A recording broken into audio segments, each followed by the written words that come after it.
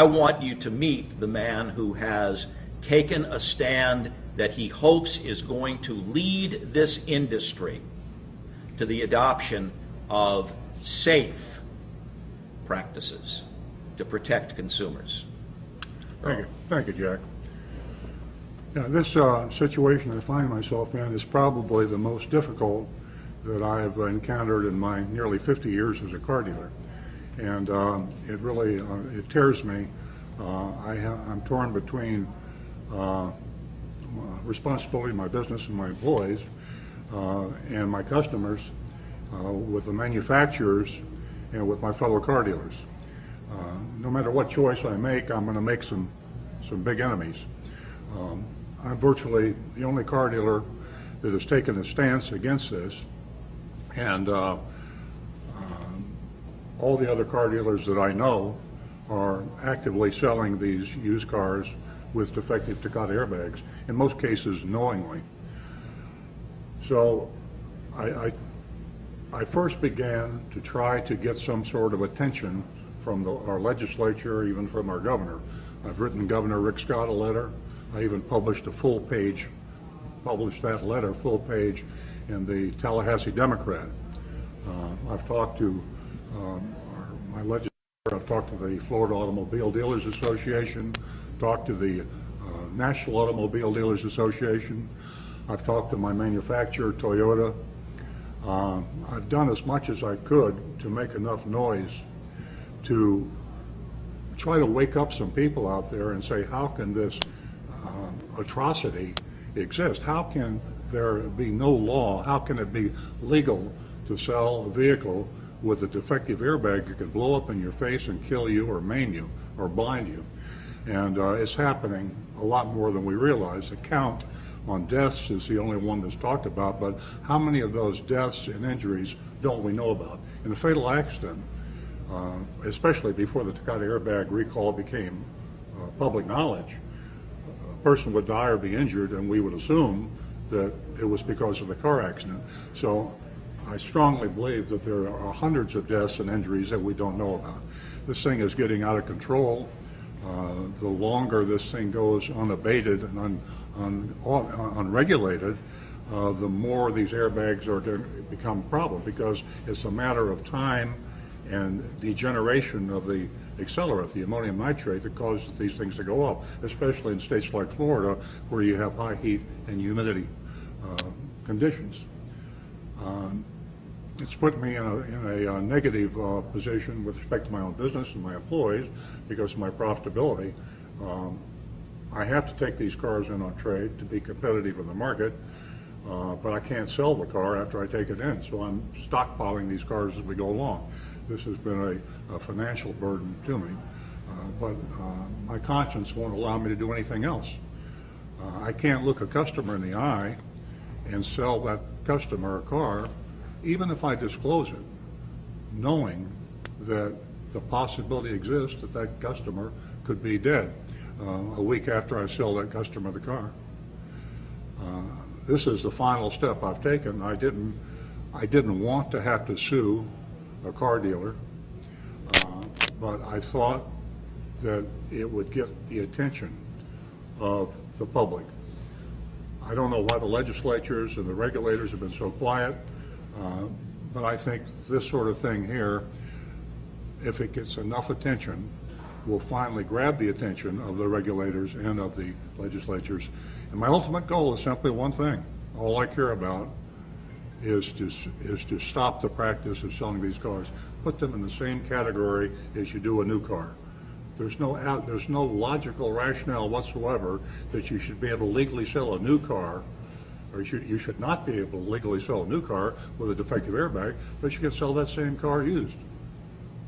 It's even illegal to rent a car with a defective airbag. I can take a car, a new car, and make it a used car and sell it to you legally, but I can't sell the new car. So the whole situation is crazy and without logic, and hopefully enough people will see now that they need to do something about it. Thank you. We spoke with Jim Arrigo on the phone over here. He says he has no idea why you're doing this. Can you talk a little bit more about why you specifically chose him? Well, as Jack said, we had undercover mystery shoppers that have visited multiple dealerships all over South Florida. We were very careful as we went through and screened. We wanted to pick a target. We wanted to pick a target that was the most egregious to start with. We hope ultimately that if victorious, maybe this will put an end to it all, but if it doesn't, other targets will go after. But basically on the data from our mystery shopping reports on Arrigo company, dealership, the salespeople proactively denied the existence of any recall, and in fact, after triple checking the sale of the vehicle we were purchasing, checked it with the manufacturer, with the Carfax report, and with the National Highway Traffic Safety Association website, confirmed that not only was there a Takata airbag recall, but there was no fix available. And his salespeople proactively denied that there was any safety issue. Mr. I understand that you were selling the Takata airbag recalled cars, and there was a CDS investigation that came out and spoke to you, and I guess in response to that investigation, you realized the severity of the issue and stopped selling the cars. Is that correct? Yes, Anna Warner, the journalist who interviewed me right here on this same location, asked me a specific question and said, how would you feel if one of these vehicles that you sold, that you had disclosed, had the Takata airbag, was in an accident and somebody were killed or injured? And that's when it kind of hit me. And I said, I'd feel terrible about that. And just a few days later, we entered into the situation where we would no longer sell the vehicles. It was a very difficult moment for me, and I wish I had done it 6 months earlier, but it was like, hit me like that. Do you think that information is not getting out to dealers of the severity of the issue, or are they just ignoring the recalls and the warnings that are being issued? I think it would be very hard for it not to get out. I mean, it has been national news. It's practically a daily in some newspaper or radio or news source. The Takata airbag is the largest recall ever, probably one of the most serious recalls ever. And when you're in the automobile business, the manufacturers are well aware of it. The dealers are all well aware of it. So it would be very hard not to know about this. How many cars do you have sitting on your lot right now that you can't sell? 40 or 50. We get more every day. As Jack said earlier, we still have people coming in, trading in cars. And we know when it trades, as he also said, it's very easy to find out if it has the airbag recall. So to be competitive, I have to take these cars in on trade. And if I don't, and my competition will, I'll lose the sale. Difference is when I take it on trade, I can't resell it. So I have to store it, and that's where the cost comes. Depreciation, storage cost, and so on. How much money do you think you're losing on those? Conservatively, my controller came up with a number around $108,000 so far, but it's very difficult to judge the sales that I'm losing. These cars that have been recalled and do not have the fixes constitute a lot of extremely popular used cars. They're priced lower because they're older cars. The older cars, airbags have deteriorated, and they're the most dangerous. There's a lot of Hondas. That's probably the single most populous airbag recall, or Hondas. Honda's a very popular used car. My used car department normally sells a lot of Hondas every month. Now, we are unable to sell these Hondas, whereas my competition can. It's hard to understand why lawmakers wouldn't want to stop recalled cars that could potentially be dangerous for being sold to consumers. Well, Jack alluded to that too. It has to do with the power of the automotive lobby. The automotive dealers in this community, in Palm Beach County, are probably one of the largest advertisers. They have very powerful.